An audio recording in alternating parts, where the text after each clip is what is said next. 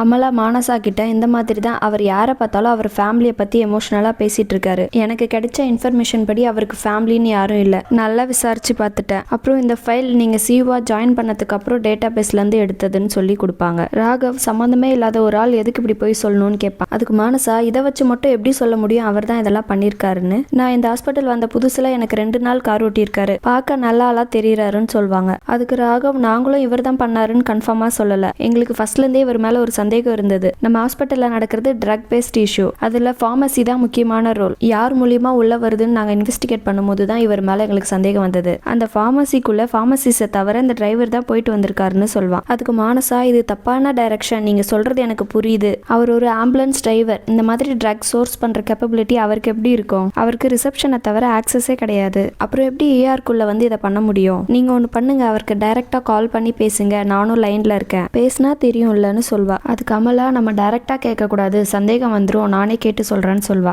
Investors meeting நடக்கும். அவங்க சொல்லுவாங்க இந்த கண்ட்ரியில 13 ஹாஸ்பிட்டல்ஸ் இருக்கு எங்களுக்கு. அந்த 13ல இந்த ஹாஸ்பிட்டல் மட்டும்தான் லோ இன்கம் கொடுக்குறீங்க. இந்த ஹாஸ்பிட்டல்ல என்ன நடக்குதுன்னு கேட்பாங்க. அதுக்கு அந்த இன்சார்ஜ் ஒன்னு சிஓ ஒழுங்கா வேலை பார்க்காம இருக்கணும், இல்ல இங்க இருக்கிற டாக்டர்ஸ் ஒழுங்கா ட்ரீட்மெண்ட் கொடுக்காதனால பேஷண்ட் போயிருக்கணும்னு சொல்லுவான். அதுக்கு சீஃப் டாக்டர் எனக்கு இந்த பிசினஸ் சைட் ஆஃப் திங்ஸ் பத்தி தெரியாது, நீங்க பாட்டு போற போக்குல இங்க டாக்டர்ஸ் தான் சரியில்லை, அவங்க தான் காரணம் சொல்லிட்டு போயிட முடியாது. லாஸ்ட் குவார்டரை விட இந்த குவார்டர்ல நம்ம ஹாஸ்பிட்டலுக்கு வந்திருக்கிற பேஷண்டோட கவுண்ட் 2 மடங்கு அதிகமாயிருக்கு. டேட்டாவை பார்த்தா உங்களுக்கே புரியும். இங்க இருக்கிற இஷ்யூவே வேற. இந்த ஹாஸ்பிட்டலுக்கு ஒரு முறை வர பேஷண்ட் மறுபடியும் வர்றதில்ல. நம்ம ட்ரீட்மெண்ட்க்கு சார்ஜ் பண்ற ஃபீஸ் ரொம்ப அதிகமா இருக்குன்னு சொல்றாங்க.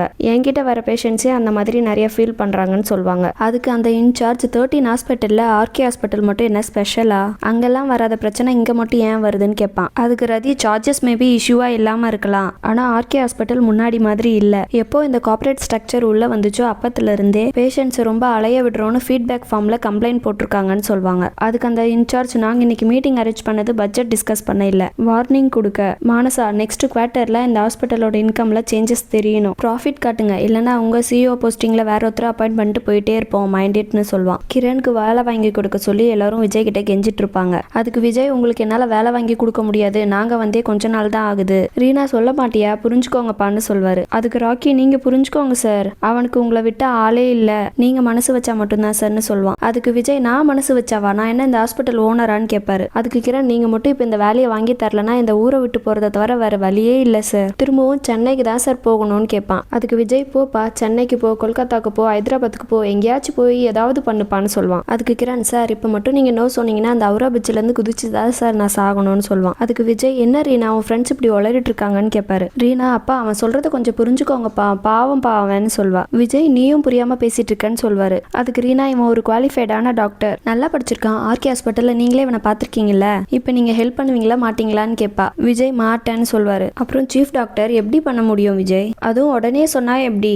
இப்போ ஹாஸ்பிட்டல்ல வேகன்சி இல்ல, டக்குன்னு சொன்னா வேலைக்கெல்லாம் எடுக்க முடியாது விஜய்னு சொல்வாரு. அதுக்கு விஜய் புரியுது, ஆனா திறமையான பையன், ஹாஸ்பிட்டல்ல ஒர்க் பண்ணும் போது நேர்ல பாத்திருக்கேன், அவனை ஒரு நல்ல டேலண்ட்டை வேஸ்ட் பண்ண வேணாவேன்னு தோணுச்சுன்னு சொல்வாரு. அதுக்கு அந்த டாக்டர் வேலைக்கு எடுக்கிறதா இருந்தாலும் அது ஒரு ப்ராசஸ், உங்களுக்கே தெரியும்ல, உடனே பதில் சொல்ல முடியாது, கொஞ்சம் டைம் கொடுங்க யோசிக்கிறேன்னு சொல்வாரு. அப்போ ஒரு நர்ஸ் வந்து டாக்டர் ERல ஒரு பேஷண்ட்க்கு கார் ஆக்சிடென்ட் ஆயிருக்கு, எமர்ஜென்சின்னு சொல்லுவாங்க. அதுக்கு அந்த டாக்டர் ERல வேற டாக்டர் இருப்பாங்களே கதிர் இல்லையான்னு கேட்பாரு. அதுக்கு அந்த நர்ஸ் எல்லாருமே வேற வேற கேஸ் பாக்குறாங்க, ரொம்ப எமர்ஜென்சின்னு சொல்லும். ராக்கி கிரண் இந்த பேஷண்ட்டை பாருன்னு சொல்வான். அதுக்கு கிரண் வேற எதுனா சீரியஸான கேஸ் பார்க்கலாம்டான்னு சொல்வான். ராக்கி பாருடான்னு சொல்வான். அப்புறம் கிரண் பேஷண்ட் கிட்ட காலை தவிர வேற எங்கன்னா வலி இருக்கான்னு கேட்பான். அந்த பேஷண்ட் ஒரு மாதிரின்னு அதையே சொல்லிட்டு இருப்பான். அதுக்கு ராக்கி ஒரு மாதிரி மட்டும்தான் இருக்கா, கிரண் இவனுக்கு ஒரு மாதிரி மட்டும்தான்டா இருக்கு, உணர்ச்சியே இல்லைன்னு சொல்வான். கிரண் எதையோ கெஸ் பண்ணிட்டு அதுக்கு தேவையான கிட்ட எடுத்துட்டு வரேன், அதுக்குள்ள அவனுக்கு வேற எங்கன்னா அடிபட்டிருக்கா பாருன்னு சொல்லிட்டு போவான். கிரண் அங்க வந்த நர்ஸ் கிட்ட போய் கிட்ட எடுத்துட்டு வாங்கன்னு சொல்லுவான். அப்போ அந்த நர்ஸ் இன்னொரு நர்ஸ் கிட்ட டாக்டர் இமீடியட்டா வர சொல்லுங்கன்னு சொல்லும். அதுக்கு கிரண் நானும் டாக்டர் தாங்க, சரி நானே போய் எடுத்துக்கிறேன்னு சொல்லிட்டு போய் எல்லாத்தையும் களைச்சு போட்டுருவான். ராக்கி பேஷண்டோட காலை அழுத்திட்டு வலிக்குதான்னு கேட்பான். அப்பயும் அவன் ஒரு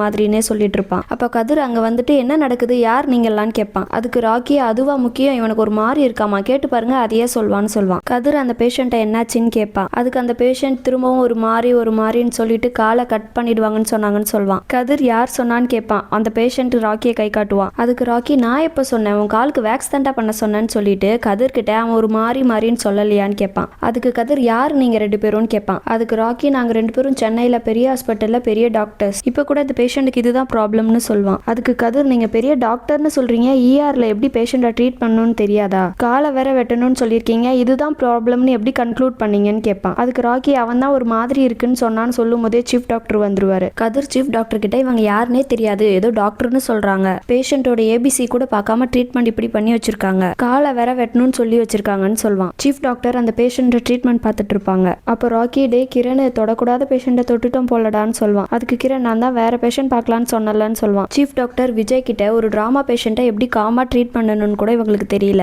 இவங்களை அப்பாயிண்ட் பண்ணணும்னு சொல்றீங்களா, 2 பேரும் கேர்லெஸ் அண்ட் இர்ரெஸ்பான்சிபிள், ரீனா இவங்க 2 பேரும் உடனே இந்த ஹாஸ்பிட்டல் கேம்பஸை விட்டு வெளியே போகணும்னு சொல்லிட்டு போவாரு. ராக்கி விஜய் கிட்ட நைட்டே இவனை சென்னைக்கு அனுப்பிச்சிடுறேன் சார், முடியாதுன்னு சொன்னானா நானே அவுரா பிரிட்ஜ்ல இருந்து தள்ளி விட்டுறேன்னு சொல்லுவான். அதுக்கு விஜய் உங்க இஷ்டம்னு சொல்வாரு. ரீனா சிந்துவா இங்க இவ்வளோ பிரச்சனை போயிட்டு இருக்கு, நீ எங்க போனான்னு கேட்பா. அதுக்கு சிந்து வெதர் கொஞ்சம் நல்லா இருந்ததா அதனாலதான் கொஞ்சம் ஜாலியா சுத்திட்டேன்னு சொல்வா. அதுக்கு ரீனா இங்க உங்க அண்ணனும் பாய் ஃப்ரெண்டும் பேசி என்ன சாவடிச்சிட்டு இருக்காங்க, நீ சில் பண்ணிட்டு இருக்கியான்னு கேட்பா. கதிர் ரீனா கிட்ட உன் ஃப்ரெண்ட்ஸ்ன்னு தெரியாம ERல ரொம்ப கத்திட்டேன் சாரின்னு சொல்வான். அதுக்கு ரீனா அவங்க ஃப்ரெண்ட்ஸே கிடையாதுன்னு சொல்வா. அப்புறம் கதிர் சாரி காய்ஸ், ஆனா ERல அப்படி நடந்திருக்க கூடாது, ரொம்ப ஸ்டூப்பிடா இருந்ததுன்னு சொல்வான். அதுக்கு ராக்கி எங்க ஹாஸ்பிட்டல்ல நார்மல் தான்னு சொல்வான். அதுக்கு ரீனா நான் பெங்களூர்ல இருக்கேன்னு சொன்னது ரொம்ப தப்பா போச்சு, வந்ததுல இருந்து பிரச்சனை மேல பிரச்சனை, டார்ச்சர் தான் பண்றேன்னு சொல்வா. கிரண் அப்படிலாம் சொல்லாத ரீனா, நம்ம சென்னையில எவ்வளவு க்ளோஸா இருந்தோம்னு சொல்வான். அதுக்கு கதிர் க்ளோஸா, எவ்வளோ க்ளோஸ்னு கேட்பான். ராக்கி ஏதோ சொல்ல வருவான், உடனே ரீனா திட்டுவா. ரீனா சரி கிரண் இப்ப என்ன பண்ண போறேன்னு கேட்பா. கிரண் தெரியலன்னு சொல்வான். அதுக்கு ரீனா இப்படி பிரச்சனையை பார்த்து ஓடிக்கிட்டே இருக்கிறது நல்லதுக்கு இல்ல, நீ திரும்ப சென்னைக்கு போறதுதான் நல்லதுன்னு எனக்கு தோணுதுன்னு சொல்வா. ராக்கி எதுக்கு அவங்க அப்பா கிட்ட செருப்படி வாங்குறதுக்கான்னு கேட்பான். சென்னைக்கு போய் வேலை தேடு, நீலோஃபர் கிட்ட பேசி அவளை சமாதானப்படுத்து, பேரண்ட்ஸ் கிட்ட போய் பேசுங்க, உன் சுச்சுவேஷனை புரிய வை, எதுக்கு தேவையில்லாம இங்க கஷ்டப்படுறான்னு கேட்பா. அதுக்கு கிரண் உங்களோட லைஃப்ல இந்த ஃபேஸ்ல ரொம்ப தூரம் டிராவல் பண்ணணும்னு நினைச்சேன், ஆனா முடியலன்னு சொல்வான். ரதி மானசாவை கூப்பிட்டு ஆஃப்டர்நூன் மீட்டிங் போச்சு இல்ல, உங்களுக்கு ப்ரெஷர் அதிகமா இருக்கும்னு தோணுச்சுன்னு சொல்வாங்க. அதுக்கு மானசா நான் எப்ப அப்படி சொன்னேன், எனக்கு எந்த ப்ரெஷரும் இல்லையேன்னு சொல்வாங்க. அதுக்கு ரதி நானும் சிஇஓவா இருந்திருக்கேன் மானசா, ஆர்கே சார் சிஇஓவா இருக்கும்போது பக்கத்திலேயே இருந்து பார்த்திருக்கேன், ஒரு டாக்டரா மட்டும் இல்லாம பிசினஸ் சைட் ஆஃப் திங்ஸும் எனக்கு தெரியும், உன்னையோ யாரையோ நான் கிரிட்டிசைஸ் பண்றதுக்காக இங்க வரல, I genuinely want to help ஹாஸ்பிட்டல்னு சொல்வாங்க. அதுக்கு மானசா ரதி எனக்கு யாரோட ஹெல்ப்பும் வேண்டான்னு சொல்வாங்க. அதுக்கு சீஃப் டாக்டர் மானசா நீங்க எதுக்கும் ரதி என்ன சொல்றாங்கன்னு ஒரு வாட்டி கேட்டுட்டு அப்புறம் டிசைட் பண்றது நல்லதுன்னு தோணுதுன்னு சொல்வாங்க. அதுக்கு ரதி இப்ப நம்ம ஹாஸ்பிட்டல்ல வெல்த்தியான பேஷண்ட்ஸ் மட்டும் தான் வராங்க, இல்லனா ஐ இன்சூரன்ஸ் இருக்கிறவங்க மட்டும்தான், அதுவும் லாங் ரன்ல இது ஒர்க் ஆகலன்னு சொல்வாங்க. அதுக்கு மானசா அவங்களும் அதை தானே சொன்னாங்க ஒர்க் ஆகலன்னு, அப்புறம் என்ன பண்ணலாம் அதை சொல்லுங்கன்னு கேட்பாங்க. அதுக்கு ரதி நீ இங்க இருக்கும்போது அர்ஜுன் ஹெல்த் இன்சூரன்ஸ் பிளான் ஒன்று கொண்டு வந்தான் ஞாபகம் இருக்கா,